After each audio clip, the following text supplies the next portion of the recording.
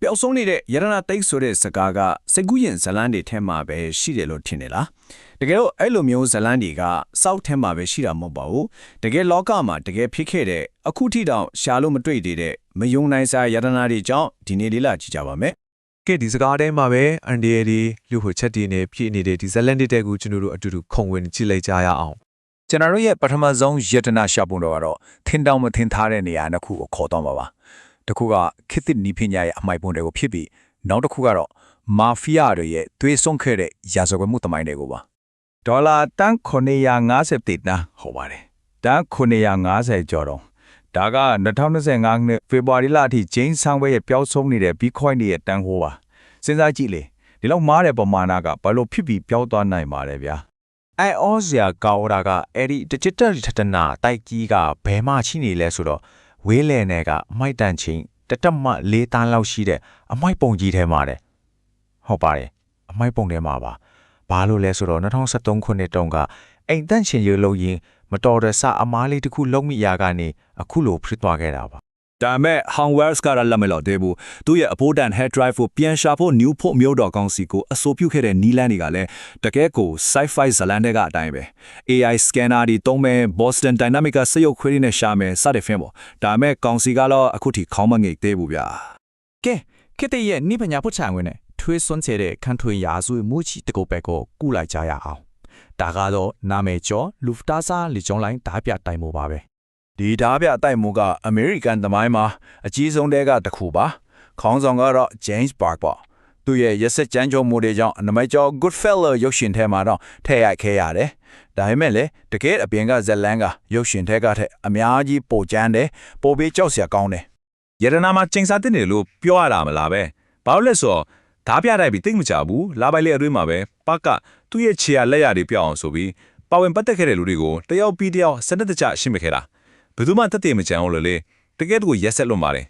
ကဲတွေးစွန်းနေတဲ့ရာဇဝတ်မှုတွေကနေခဏခွာပြီးတော့တမိုင်းဝင်တော်ဝင်ရတနာတွေဘက်ကိုတစ်ချက်လောက်လှည့်ကြည့်ကြရအောင်ဒါတွေကတော့ပျောက်ဆုံးနေဆဲဖြစ်တဲ့ Fabergé ဦး6လုံးရဲ့နာမည်တွေပါဒါတွေကရိုးရိုးဦးတွေလုံးဝမဟုတ်ဘူးเนาะရူရှာစားပညင်တွေကသူတို့မိဖုရားတွေအတွက် Easter လက်ဆောင်ပေးဖို့အထူးတလဲပြုတော့ခိုင်းခဲ့တာတန်ဖိုးမဖြတ်နိုင်တဲ့ကြောက်မြတ်ရတနာတွေနဲ့လက်ရမြောက်စွာဒီဆောက်ထားတဲ့အမှုပညာပစ္စည်းတွေပေါ့ပြီးတော့ဦးတလုံးချင်းစီရဲ့အတွင်းမှာလည်းအံအားတင်စရာလက်ဆောင်ပစ္စည်းလေးထပ်ပြီးဝှက်ထားသေးတယ်ဒေါ်လာ32တန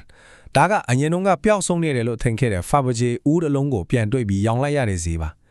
အန်အော်ဖို့အကောင်ဆုံးကဘသူတွေ့ခဲ့လဲဆိုတော့အမေရိကန်နိုင်ငံအလဲပိုင်းကတန်တိုတန်စားရောင်းနေသူတယောက်ကသူဆိုင်တွေကပစ္စည်းစီချားထဲမှာမပဲပြန်ရှာတွေ့ခဲ့တာတဲ့တကယ့်ကိုကန်ထူးရှင်ပဲနော်ဒီ Infinity Stones နဲ့နိုင်တာကတော့တော်တော်မှန်တယ်ဘာလို့လဲဆိုတော့ကြံနေသေးတဲ့ဥဒလုံးသားရှာတွေ့လိုက်ဘဝတစ်ခုလုံးကိုပြောင်းလဲသွားစေမဲ့ဓနဥစာမျိုးကိုပိုင်ဆိုင်သွားမှာဒါကအနုပညာလောကရဲ့အကြီးကျယ်ဆုံးယရနာရှာပုံတော်လို့တောင်ပြောလို့ရတယ်အခုတော့ဇလန်ကို scale တစ်ခုထပ်မြင်လိုက်ပါမယ်တယောက်စနေယောက်စာမဟုတ်တော့ဘူးနိုင်ငံအချင်းချင်းတောင်ပြဿနာတက်နေတဲ့အထိတန်ဖိုးကြီးတဲ့ယရနာတွေအကြောင်းပါကွန်လိုနီဇင်နှစ်ခုနှစ်မလ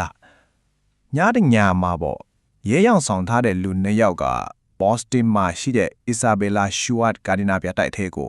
အေးအေးဆေးဆေးပဲဝင်သွားခဲ့တယ်ပြီးတော့ Rembrandt တို့ Degas တို့လို့ကဘာကျော်ပန်းကြီးဆရာကြီးတွေရဲ့အစားကျိုးမရတဲ့လက်ရ73ခုကိုခိုးသွားခဲ့ကြတယ်အခုချိန်ထိဒါသမိုင်းမှာအကြီးမားဆုံးပစ္စည်းခိုးယူမှုဖြစ်မှတ်တမ်းဝင်နေတော့ပဲအဲ့ဒီပန်းကြီးကားတွေပဲရောက်သွားလဲဆိုတာသတင်းပေးနိုင်ဒေါ်လာ10တန်းစုချောင်းမလို့တောင်းချင်ညာထားတယ်ဒီစရာကတော့နိုင်ငံတကာလုံးရဲ့နှလုံးသားကိုဆွဲနှုတ်သွားသလိုခံစားရတဲ့ဆုံးရှုံးမှုကြီးတစ်ခုကိုပြနေတာပါပထမကမ္ဘာစစ်တုန်းကယူမေးနီးယားနိုင်ငံကသူတို့ရဲ့ရွှေရီကြောက်မြတ်တီတနည်းအားဖြင့်မိုးသားရတနာအားလုံးကိုလုံခြုံအောင်ဆိုပြီးအဲ့ဒီအချိန်ကမဟာမိတ်ဖြစ်တဲ့ဇာဘင်လင်းယူရှားနိုင်ငံစီကိုပို့ပြီးအထားခဲ့တယ်ဒါပေမဲ့ယူရှားမှာတော်လန်ကြီးဖြစ်ပြီးအစိုးရပြောင်းသွားတဲ့အခါမှာတော့အဲ့ဒီရတနာတွေအားလုံးပျောက်သွားရောအခုထိပြန်မရတော့ဘူးဒါပေမဲ့ကျွန်တော်တို့ရဲ့နံပါတ်တဲ့နေရာကယတနာကတော့တန်ဖိုးအရန်ချီလွန်းလို့အဲ့ဒါကိုသာချတွေးလိုက်ရင်စစ်ပွဲတစ်ခုတောင်ဖြစ်သွားနိုင်တဲ့အထိပဲ flow ဒီလေမှာပင်လေရဲ့ပန်းပွင့်လို့အတိတ်ပဲရပါတယ်ဒီနာမည်လာလေးက16ရာစုကပေါ်တူဂီတင်ပေါ်ကြီးတဆင့်ရဲ့နာမည်ပါ1911ခုနှစ်မှာမလကာဆလတန်ဖယင်စီကနေတင်းပိုက်ရရှိသည်များယတနာတဲ့အခုံလုံးကိုတင်းပေါ်ပေါ်တင်ပြီးအပြန်လန်းမှာမုံတိုင်းမိပြီးနစ်မြုပ်တော့ခဲ့တယ်ဒါဟာတမိုင်းတစ်လျှောက်မှာအချမ်းသာဆုံးတင်းပေါ်ပြက်လို့တောင်လူတွေကပြောကြရဲ့ဒေါ်လာ2ဘီလီယံဟုတ်ပါတယ် ဒေါ်လာ2ဘီလီယံတန်ဖိုးရှိတဲ့ရတနာတွေကပင်လယ်ကျမ်းပြင်မှာအေးအေးဆေးဆေးနဲ့မြုပ်နေတော့မယ်စဉ်းစားကြည့်အောင်နဲ့တင်ခေါင်းမူးသွားနိုင်တယ် ဒါပေမဲ့ဒီရတနာကိုရှာတွေ့ရင်တော့ပေတနာကအခုမှအစမှာဘာလို့လဲဆိုတော့ပိုင်ဆိုင်ခွင့်နဲ့ပတ်သက်ပြီးနိုင်ငံတကာအငင်းပွားမှုကြီးတစ်ခုဖြစ်နေလို့ပဲပိုတူဂီကဒါသူတို့ရဲ့တမိုင်းဝင်တင်ပေါ်မှုသူတို့ပိုင်တယ်လို့ပြောတယ်မလေးရှားကကြတော့သူတို့ဘေးရင်စီကလူသွားတဲ့ရတနာတွေမို့သူတို့ပဲပြန်ရမယ်လို့တောင်းဆိုနေတယ်အင်ဒိုနီးရှားကလည်းတင်ပေါ်ကသူတို့ရေပိုင်တဲ့ထဲမှာနစ်နေတာမို့သူတို့ပိုင်တယ်လို့အခိုင်အမာပြောပြန်ရောတကယ်ကိုရှုပ်သွေးတဲ့ပြဿနာကြီးပဲ ကဲနီကွန်ချိုအနေနဲ့ဒီလောက်အခက်ခဲတဲ့အန်ဒီရီရှိနေတဲ့ကြာကဒီပြောင်းဆုံးနေတဲ့ရတနာတွေကိုလိုက်ရှာဖို့လူတွေကိုဘယ်ရာကတွန်းအားပေးနေတယ်လဲဆိုတာကိုပြန်စဉ်းစားကြည့်ကြရအောင် ဒီနေ့ပြောခဲ့တဲ့ဇလန်တွေထက်ကစင်ခေါ်မှုတွေကိုပြန်ကြည့်လဲတကယ်ကိုမဖြစ်နိုင်ဘူးလို့ထင်ရတဲ့အရာတွေကြီးပဲအမိုက်တန်းချင်နေတဲ့ထက်က high drive တစ်ခုကိုရှာရတာမျိုးမာဖီးယားရဲ့တမိုင်းနောက်ကြောင်းပါတဲ့ရတနာကိုတူးဖော်ရတာမျိုးပြီးတော့နှစ်ပေါင်း900လောက်ရှိပြီဖြစ်တဲ့တင်ပေါ်ပြက်ကိုသမုဒ္ဒရာထဲမှာလိုက်ရှာတာမျိုးနောက်ဆုံးတော့နိုင်ငံသုံးနိုင်ငံကြားကဥပဒေတိုက်ပွဲကိုဖြေရှင်းရတာမျိုးတကယ်ကိုမလွယ်တဲ့ခီးတွေပါ ဒီတော့နောက်ဆုံးမေးခွန်းတစ်ခုမေးချင်ပါတယ်ဒီလောက်အန်ဒရယ်များဒီလောက်ဥပဒေပြဿနာတွေရှုပ်အခွင့်အလမ်းကလည်းဟီးပတ်နေတယ်ဒီလိုအခြေအနေတွေအားလုံးရဲ့နောက်ကွယ်မှာတကယ်ယရနာအစစ်ဆိုတာကရွှေငွေတွေလားဒါမှမဟုတ်အဲ့ဒီယရနာကိုရှာဖွေရတဲ့စိတ်လူရှာစရာခရီးစဉ်ကြီးကိုယ်တိုင်ကပဲတကယ်ယရနာလားဆိုတာစဉ်းစားစရာပါပဲ